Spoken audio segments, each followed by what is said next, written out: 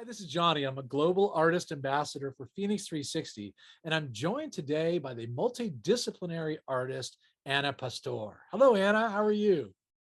Hi, John. I'm fine. Thank you. How are you? Oh, so well. Thank you. And thanks for joining me today. Anna, I was hoping that we could share with our audience some of your beautiful work. So, is it okay with you if we tune in now to your Golden Age piece, which features installation with live body? Sure. Thank you. Okay, Yes, I'm great. happy that you are sharing. Let's do that. Installation with live body with Anna Pastor.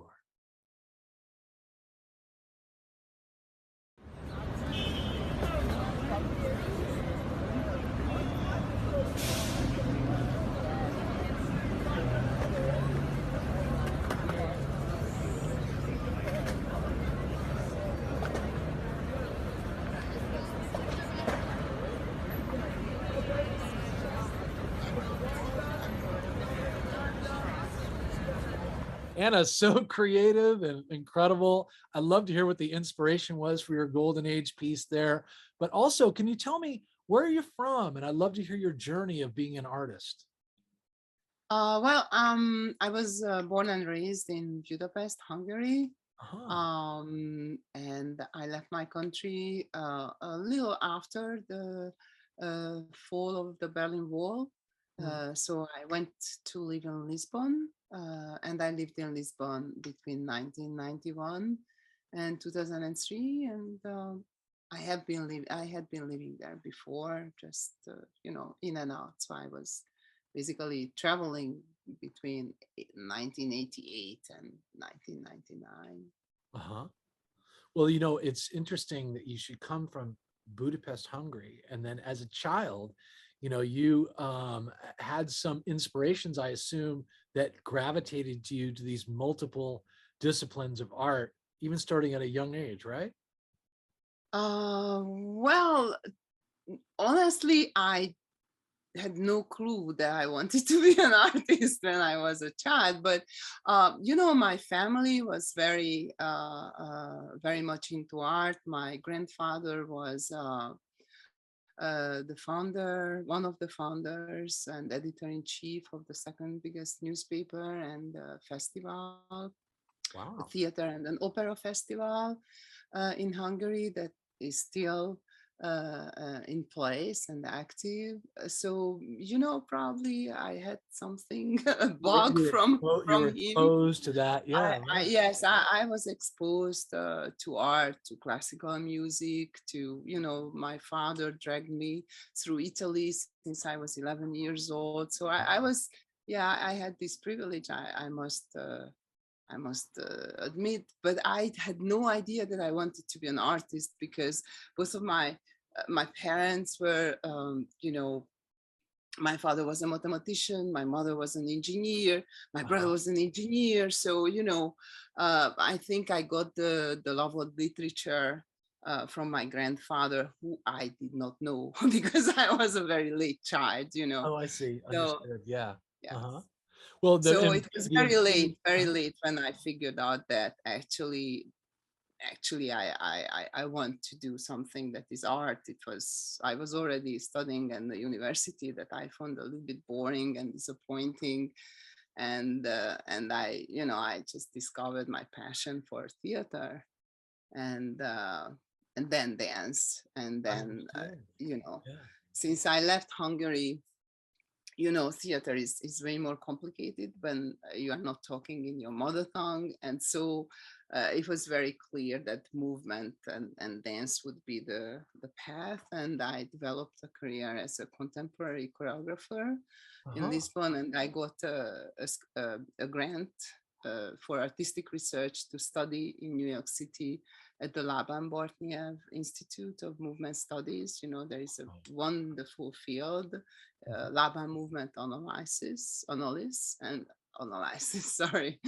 And that's a wonderful tool for choreographers, for therapists, for teachers, for communication specialists in communication. It's a wonderful analytical tool for body language. I see. Right. And Well, that's what I studied here. And then I became a certified movement analyst, uh, lava movement analyst here in New York. I see. Uh, So I mean, that is quite a journey, and a great deal of also discipline regarding the study and um, expansion into the theatrical arts. And so let me ask this question then, were there other artists that you either from Hungary or, once you were here in the States, that you find inspiring that kind of helped influence your own art? well, in Hungary, I was kind of a disciple of underground theater. Uh-huh. My masters were not doing the official theater, and that was the fantastic introduction for me, because you have to have grit when you are against an authoritarian power doing theater. So those people were really absolutely fantastic people in many levels. And in the dance world, obviously Pina Bausch for me was a incredible influence, and Anne-Theresa Kersmaker. These are from choreography. Those are my references.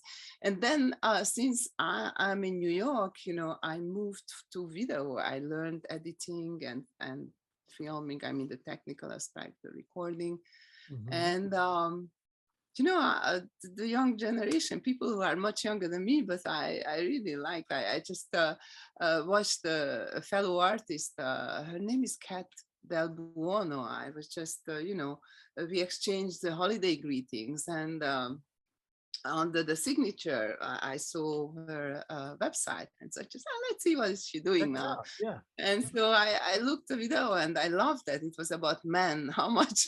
Sorry, John. It's not Quite all right. nothing. I love men, but I would just love to have more space, and I would love to be taken more seriously. Um, as an artist, as someone who is thinking. Right. Yeah, yeah, yeah, exactly. And as So well, you should be respected that way. So let me ask this question then now, Anna. What do you have coming up that you might promote on your social channels? What are you working on?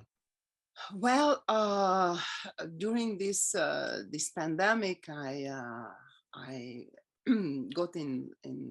I built a relationship with a group of musicians, sound artists, and I was doing visuals for them for Uh-huh. live presentations. And then I continued working on them. So I have a couple of mixed media pieces, Nice. and at the moment, those pieces, I mean, 6 of them, and with other 4 paintings are at the Ottendorfen Gallery. Not gallery, sorry, it's a library. I'm just Library, using not a it as a gallery. gallery. Library. Uh-huh. It shows my 10 pieces. It's on 2nd Avenue between 9th and 10th Street.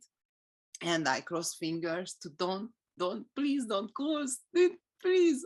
Yeah, right. We Omicron, want people to be help able to us. see it. Yes, understood. Yeah. And so it's an exhibition, and it's a small show. Obviously my paintings are on the top of the bookshelves. It's a Uh-huh. beautiful little library, I one love of the that. oldest in New York City. It's a public library on the 2nd Avenue called Ottendorfen Library. And so I have these pieces on view until February 4th, Uh-huh. and I have an artist talks scheduled for January 15. Again, let's How cross about it? fingers. I don't know what will happen. Well, I'm so happy for you, Anna. That's great. So stop by the library there in New York City and check out Anna's beautiful works, as well as what is coming up on your social media channels. We will tune into those. You can find them under our interview today. And we'll look forward to having you come up on Phoenix 360. So thank you, Anna, for being with me today. Me too, and thank you for having me, John. Thank you, and Happy New Year. Yes, Happy New Year. Very best. Thanks, Anna. Take care. Thank you. Bye. Bye bye.